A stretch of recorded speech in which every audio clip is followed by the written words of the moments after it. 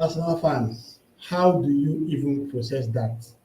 94 minutes of fight, control, and belief, only for it to slip away at the very end. Sunderland 2, Arsenal 2, and suddenly the title race looks wide open once again.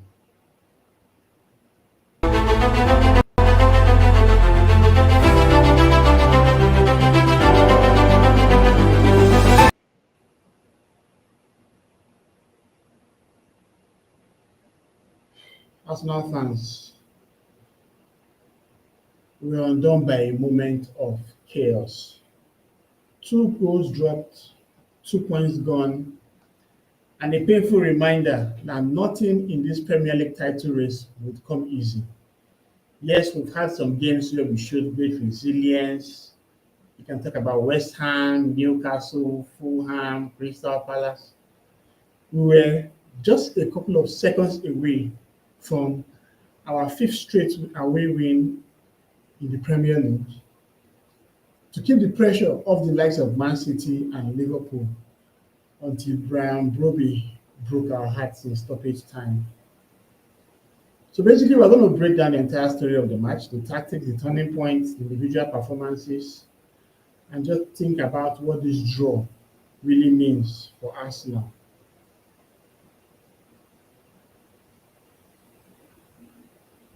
So looking at the confirmed lineups, basically what I spoke about in the match preview video came to pass, with Sunderland playing a 5-4-1 formation with Hume and Leandro as the fullbacks, where we had Gertruda, Ballard, and Mukiele as centre backs.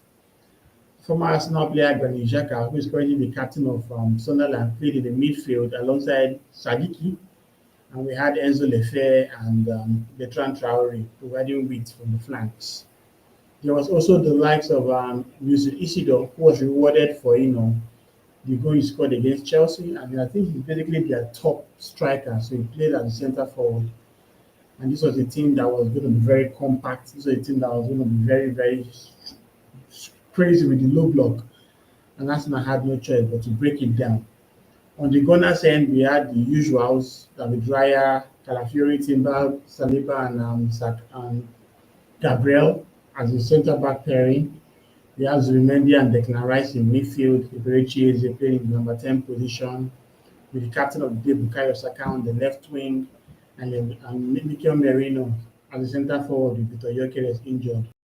We came into this game in great confidence, flying all the way to Prague to get a good win against Slavia Prague.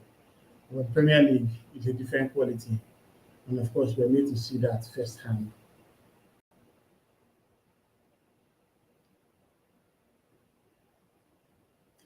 Sunderland actually came into this game very brave. They didn't pack the bus. They actually pressed very high in phases. They were compact in the middle. They forced us wide. The center for tactical blueprint that has actually troubled us in tight game this season. Low blocks, physical duels, quick counters. The defensive shape was built around the likes of Daniel Ballard, who was partially in the back line and pressing aggressively. But unfortunately, he scored a goal that put us on the lurch.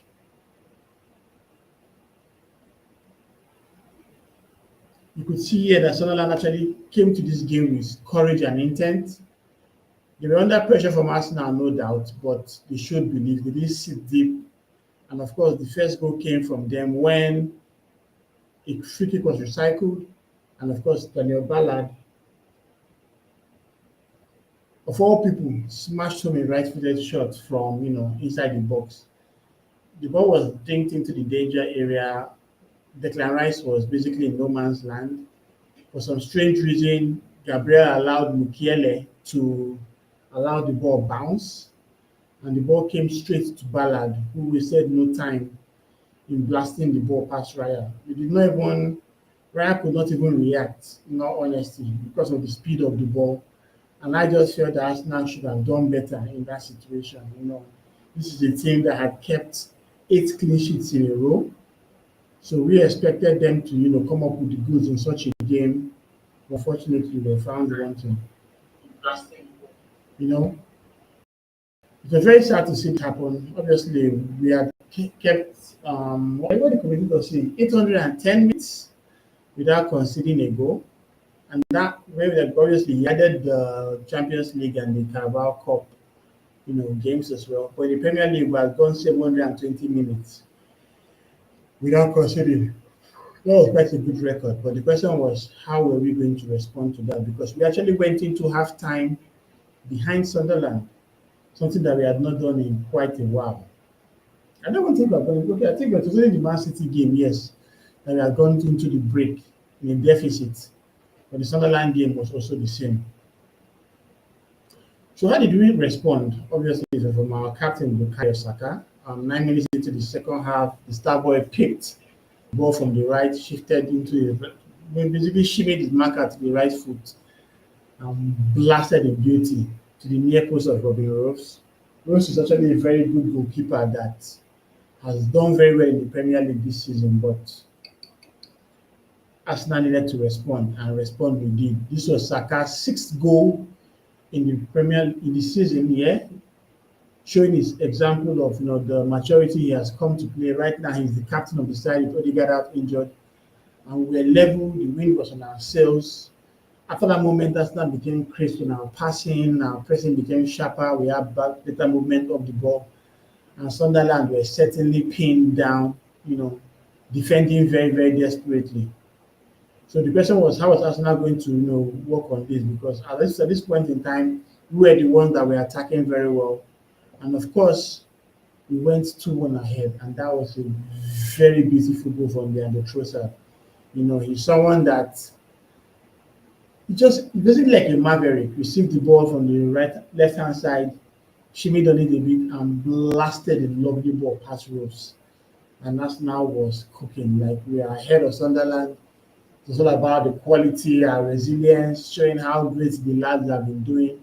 And this was a game that we were certainly going to win because we have been able to defend very well in recent times. So to see us crumble the way we did was very heartbreaking, which brings me to obviously the equaliser from Brian Brobbey. So obviously with Sunderland trying to get an equaliser, they made a couple of wholesale changes. Isidore, Traore, and Lefe left the pitch for Adingra, Taubi, and Brobbey. And this was a moment where Arsenal needed to defend well. So what did we do? We took out Eberichi Eze, who basically had a game he could have actually done better, and brought in Mosquera.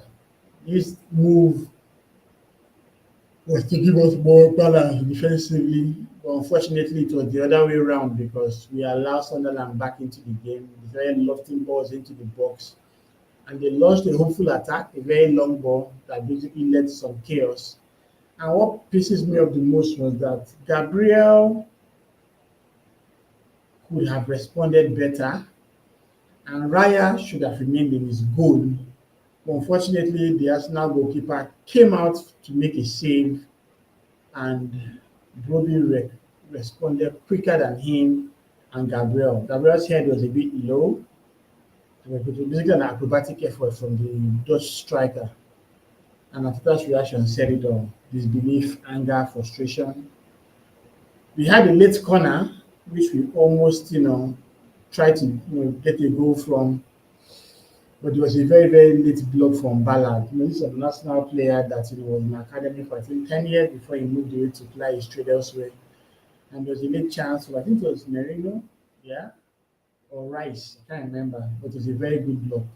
Even in this game, Martins Mendy crashed a shot off the bar as well. And unfortunately, Arsenal dropped points.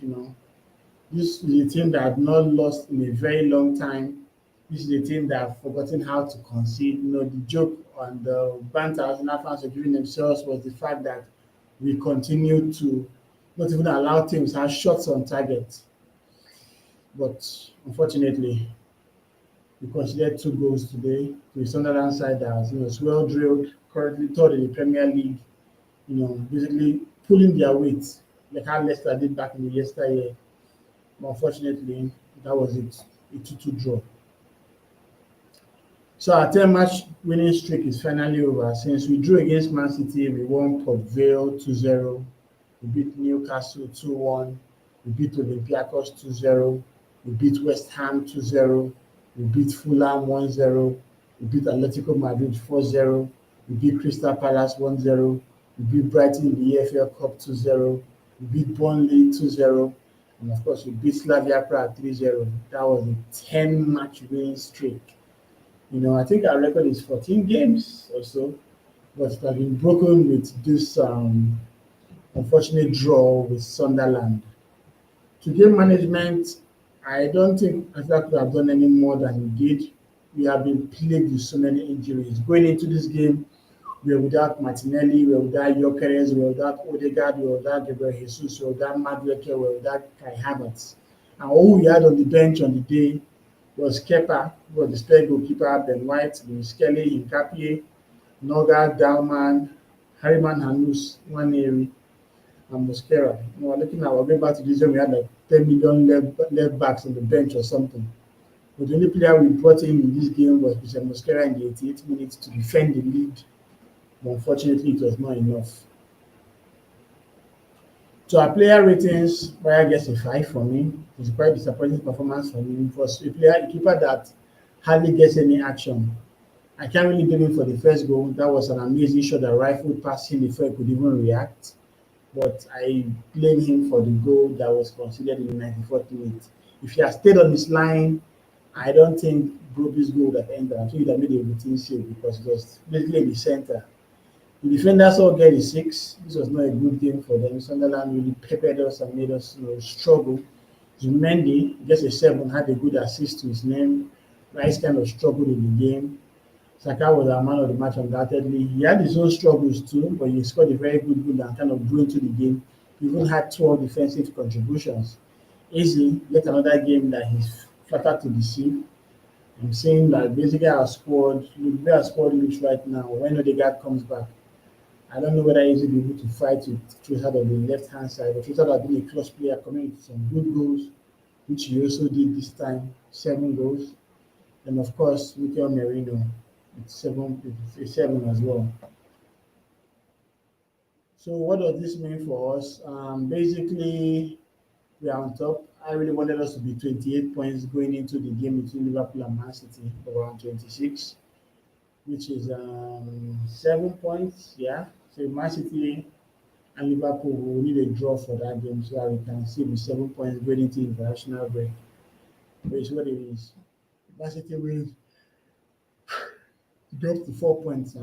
It drops to 4 points. We live with that pretty much. Our next opponents will be Tottenham, and that will be after the international break. After this game, many teams are going to represent their countries in very crucial World Cup qualifiers and playoffs and friendlies and what have you. Obviously, you can see me repping my Nigerian jersey here. It will be a very interesting one because we're going to play Gabon before playing the winner between Cameroon and DR Congo. And that's for another time. So as it stands, we're going to play against the Tottenham side that has somehow managed to drop points to Manchester United today in the lunchtime fixture. They considered a goal to Mbeumo, and they go from Matistella and Richarlison only for Matisse de Ligt to score a very late goal. So this will be a game where two sides and Arsenal to get a win against Tottenham. Yeah, so that's pretty much it for today's match reaction stream. I should have been in a happier mood with Arsenal getting a win against Sunderland, but that didn't happen. As you can see, we dropped crucial points late on. I guess the players will learn from this. It's quite a painful experience, but hey, that's football for me. These things happen. So I'm out. Obviously, in the course of the next 2 weeks, there'll be some exclusive videos, international break, covering up what the guys are doing and all that in their respective countries. And we really hope his injuries stop. Arsenal are suffering too many injuries, but thankfully we have better depth now, and we have to work with what we have. So that's all for today. Don't forget to like and subscribe. We have hit 2,000 subscribers. So grateful to everyone that has been following me in this journey. We started this in late June, early July, and we've been cooking together. So I'll see you guys in the next stream. Until then, come on, you gunners.